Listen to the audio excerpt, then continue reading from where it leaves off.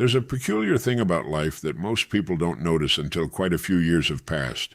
A man can wake up at 6:30 every morning, get dressed, fight traffic, put in 8 or 9 hours at work, come home tired, pay his bills, worry about money, promise himself he's going to make some changes, and then repeat almost the same day for 10 years. He's been busy the entire time. He's worked hard.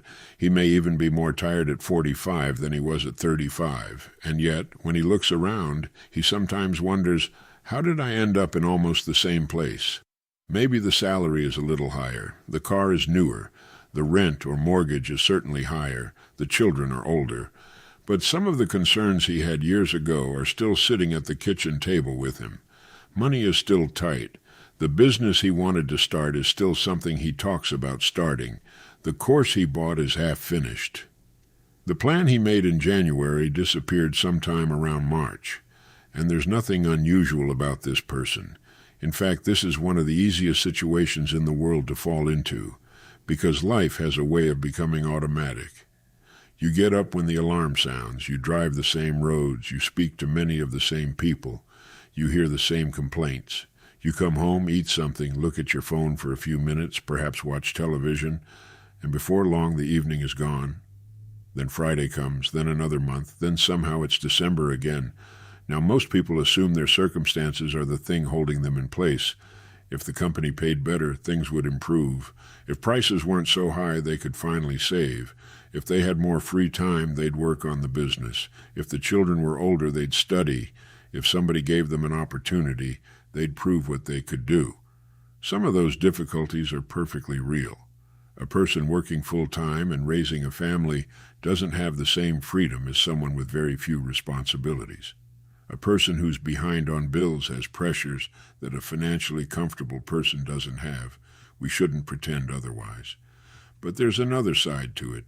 Two people can live under very similar conditions and slowly move in completely different directions. That's worth examining. Suppose two men work in the same building, same hours, similar pay, similar age. Both complain occasionally that they ought to be earning more. One of them comes home at night and decides he's too tired to do anything else, and many nights he really is tired. So he eats dinner, checks a few things online, watches some videos, talks about what he'd like to do someday, and goes to bed. The other man is tired too. He doesn't come home filled with extraordinary enthusiasm, but 3 or 4 evenings a week he spends 45 minutes learning something connected with where he wants to go. Maybe accounting, maybe sales, maybe web development, maybe electrical work, maybe how to use new tools in his industry. 45 minutes doesn't look like much. That's why it's easy to underestimate. After 1 week, there's hardly any visible difference between those two men. After a month, still not much. After 6 months, you begin to see something. After 3 years, people may look at the second man and say, he got a good opportunity, and perhaps he did. But opportunity has an interesting habit of becoming more useful when it meets someone who has quietly prepared for it. The first man may even feel unlucky. He'll see his coworker moving ahead and wonder why certain people always seem to get the breaks. He may never see the 45 minutes. He sees the promotion. He sees the new business. He sees the better income. He doesn't see the ordinary Tuesday nights when nothing exciting happened. That's where a large part of life is decided.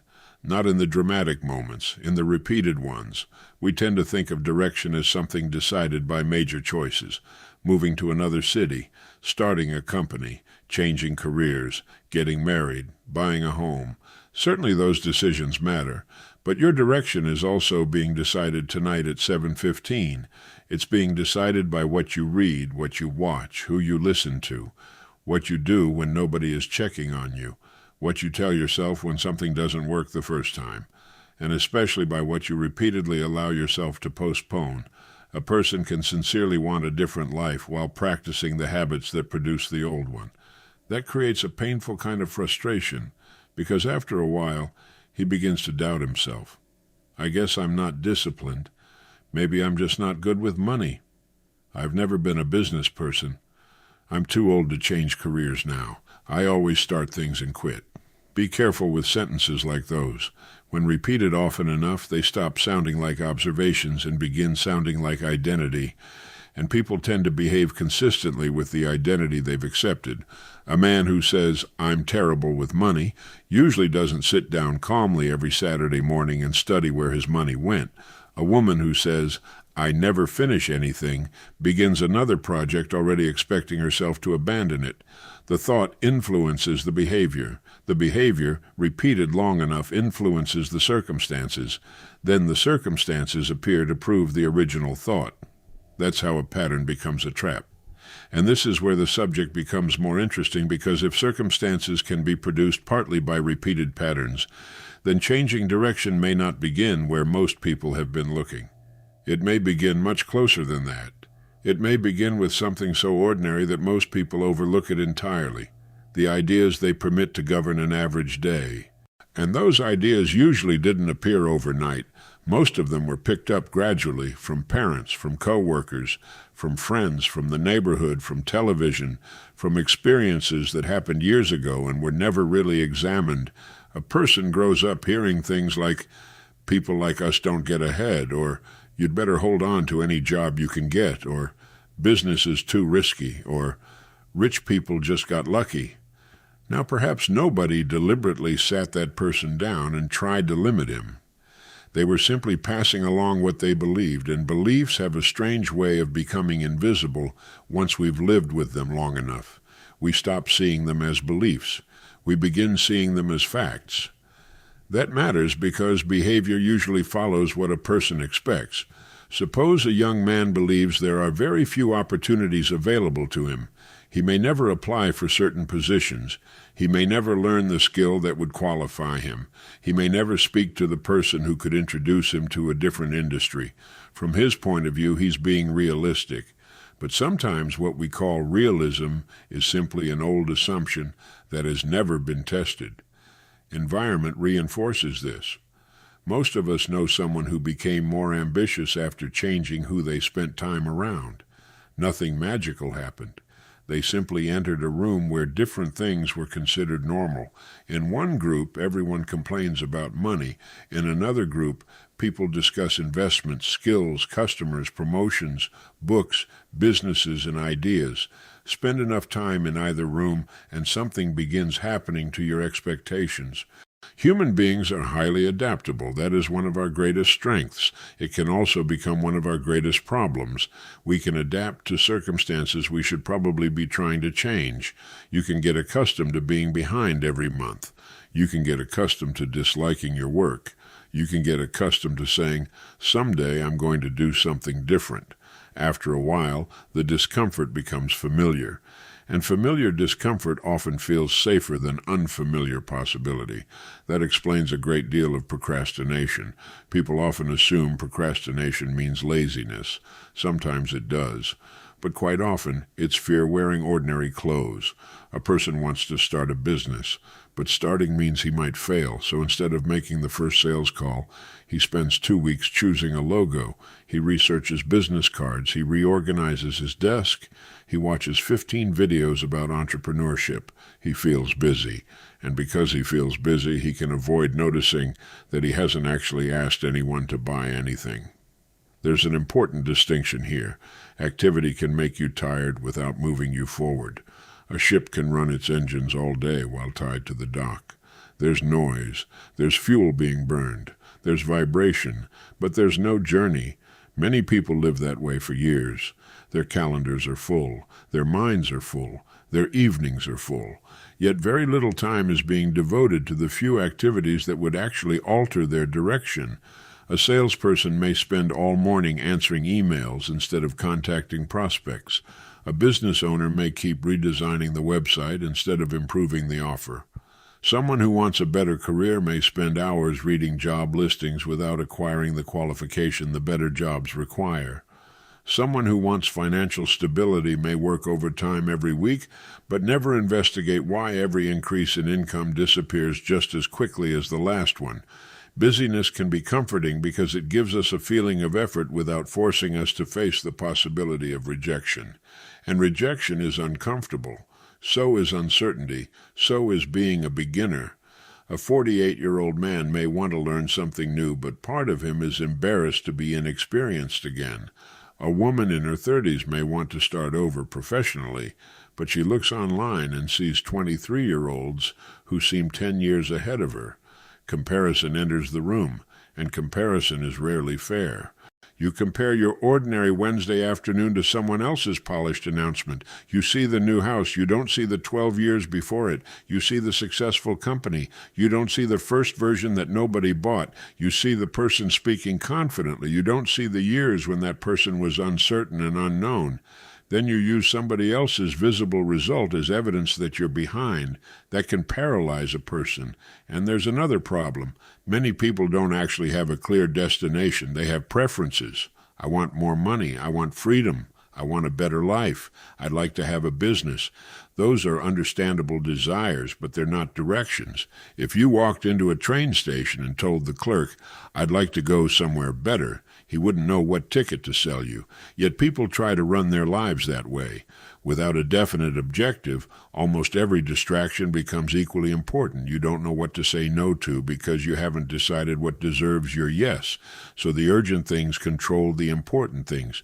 The phone rings, the television comes on, somebody sends you a message. Another month passes. And this is why intelligence alone doesn't solve the problem.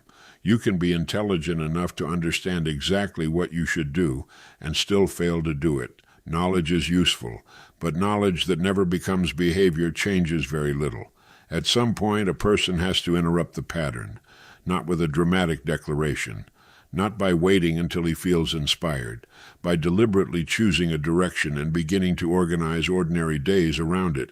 And once that happens, something very important begins to change. For perhaps the first time in years, the person stops asking life where it is taking him and begins deciding where he intends to go.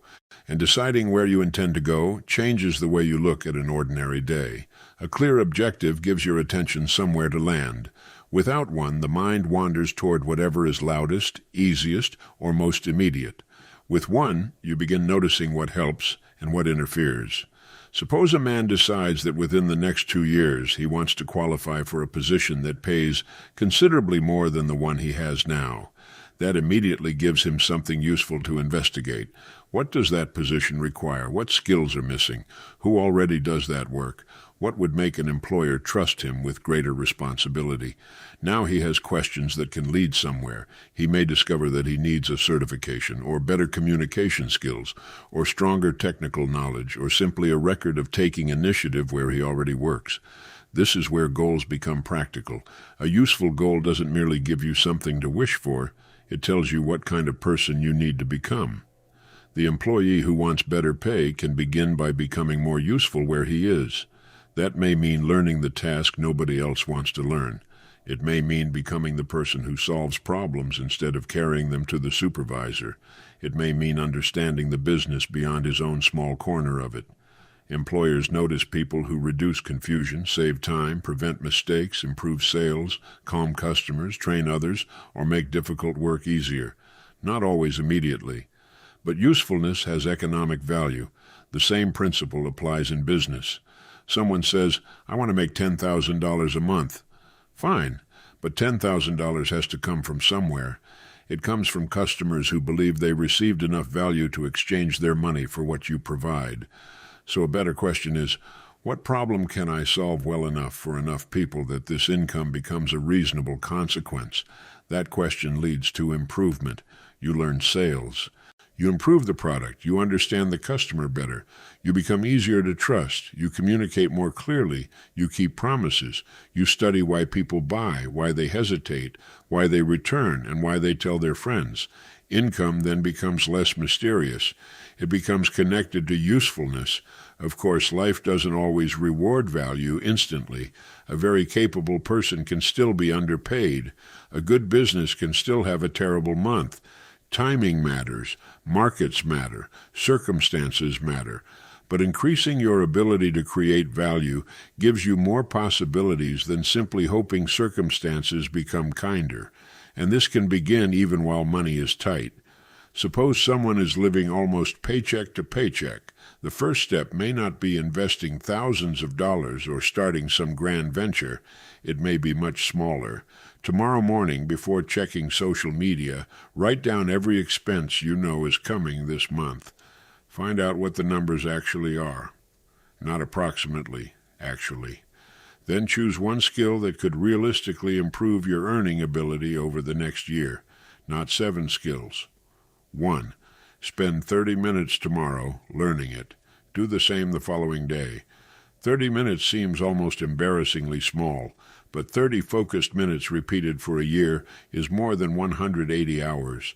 A great many people could change their earning power with 180 serious hours devoted to the right subject. The difficulty is that those hours arrive disguised as ordinary evenings. There's no music playing. Nobody congratulates you. You may be sitting at a kitchen table at 9:30 at night while everyone else in the house is asleep. That is what discipline often looks like. It isn't dramatic. It's a tired parent deciding that 3 nights a week, after the children are settled, 40 minutes belong to the future.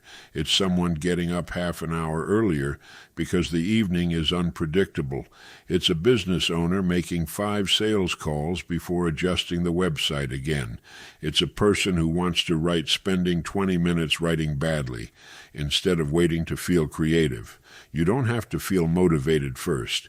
That's fortunate because motivation is unreliable. Some mornings you'll feel ready. Other mornings you'll wonder why you started. If the plan depends on enthusiasm, the plan will eventually fail. A routine survives moods. And patience matters because most worthwhile changes have an awkward period in which the work is happening but the results are not yet visible. This is where many people quit. They begin exercising and the mirror looks the same. They start saving and the account still looks small. They post the first 20 videos and hardly anyone watches.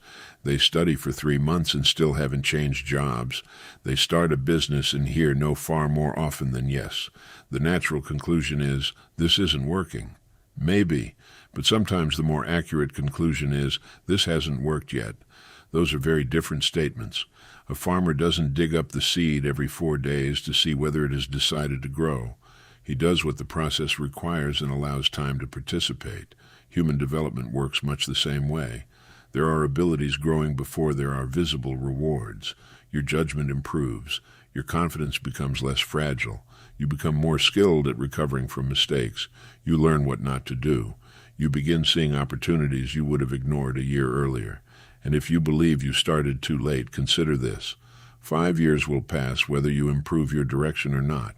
At 55, you can be 55 with a new skill, better habits, and several years of deliberate work behind you. Or you can arrive at 55 wishing you had begun at 50. Time doesn't argue with either choice, so choose something definite, write it down, decide what ability that objective requires. Give part of every day to developing that ability. Measure progress by the work you control, especially during the period when results are still uncertain, and keep going long enough to discover what disciplined effort can become, because eventually you begin to realize that something larger is happening. You thought you were working on a career, a business, an income, or a goal. But quietly, while doing all of that, you were also working on the person who would have to carry it. And patience matters because most worthwhile changes have an awkward period in which the work is happening but the results are not yet visible. This is where many people quit. They begin exercising and the mirror looks the same. They start saving and the account still looks small. They post the first 20 videos and hardly anyone watches. They study for 3 months and still haven't changed jobs. They start a business and hear no far more often than yes. The natural conclusion is, this isn't working. Maybe, but sometimes the more accurate conclusion is, this hasn't worked yet. Those are very different statements. A farmer doesn't dig up the seed every 4 days to see whether it has decided to grow. He does what the process requires and allows time to participate. Human development works much the same way. There are abilities growing before there are visible rewards. Your judgment improves. Your confidence becomes less fragile. You become more skilled at recovering from mistakes. You learn what not to do. You begin seeing opportunities you would have ignored a year earlier. And if you believe you started too late, consider this. 5 years will pass whether you improve your direction or not.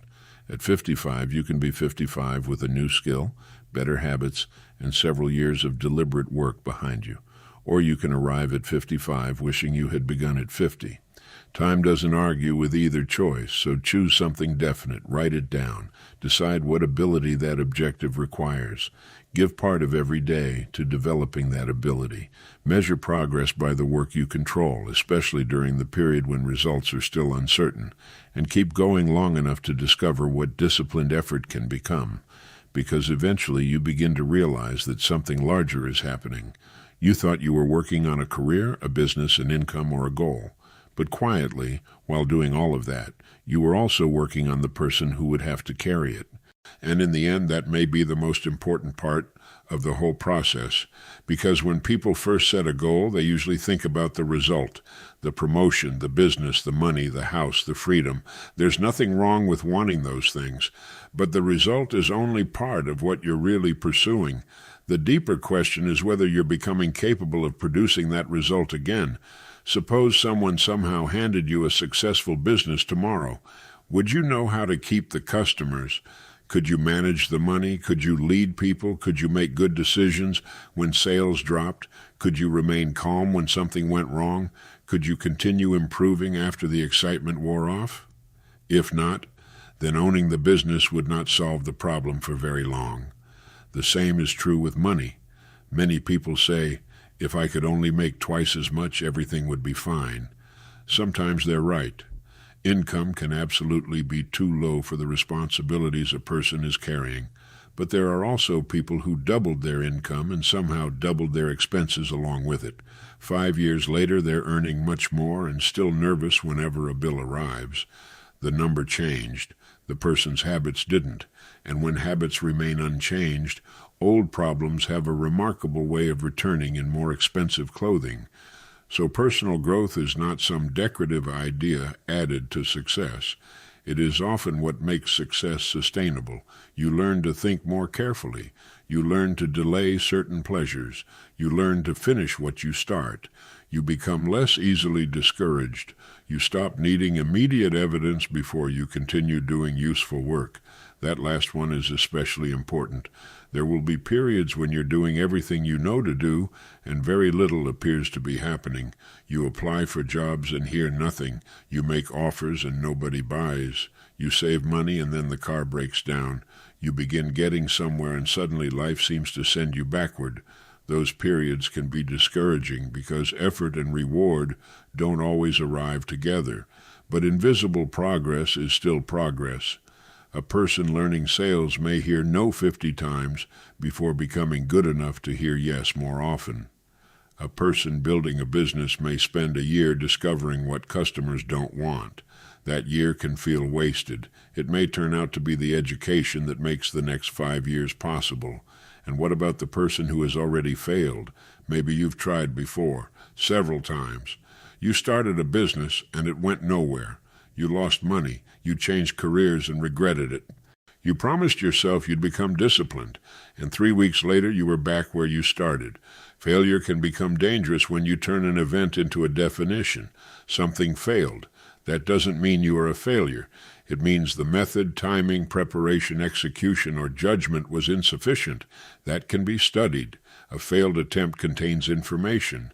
The mature response is neither to pretend it didn't hurt, nor to build a home inside the disappointment. Study it. What actually happened? What did you underestimate? Where were you unprepared? What would you do differently? Then use the answer. There's also the person listening who feels behind. Perhaps you're 42 and you thought life would look different by now. Maybe you're 57, maybe younger. It doesn't matter much. You look at the years behind you and become tempted to spend the next few years regretting the previous ones. That's an expensive habit. You cannot invest yesterday. You can only learn from it. The useful question is what you can still build with what remains, and there may be more remaining than you think. A year of focused work is a considerable amount of time. 3 years can transform a skill level. 5 years of deliberate effort can make someone nearly unrecognizable compared with the person who began, but it starts in a much less impressive place. Tomorrow morning, a piece of paper, a decision. Write down one worthwhile objective, something specific enough that you would know whether you were moving toward it. Then write beneath it, what would I have to become better at for this result to become more likely? Answer plainly. Maybe you need to become better at selling, maybe managing money, maybe speaking, maybe coding, maybe leading, maybe showing up consistently, maybe controlling your attention. Then decide what you'll do tomorrow that serves that objective. Keep it small enough that excuses sound ridiculous. Read 10 pages. Practice for 30 minutes. Call one prospect. Save $20. Send one application. Finish the lesson. Turn the phone off for an hour and work. Then do it again. You don't have to rebuild your whole life tomorrow. You have to stop rehearsing the same day and expecting a different future. There will still be bills. You'll still get tired. Some people around you may not understand what you're doing. Progress will occasionally be slow enough to make you question yourself. But the person who continues learning, adjusting, producing value, and keeping promises to himself is no longer standing still. And someday, if the result finally comes, other people may see only the result. They'll notice the promotion, the business, the improved finances, the confidence. You'll know something they don't. The real change happened much earlier. It happened on the ordinary days when you began thinking differently, choosing differently, and refusing to keep living entirely by habit. A better future rarely arrives all at once. Usually it begins when an ordinary person decides that tomorrow will no longer be an exact copy of today.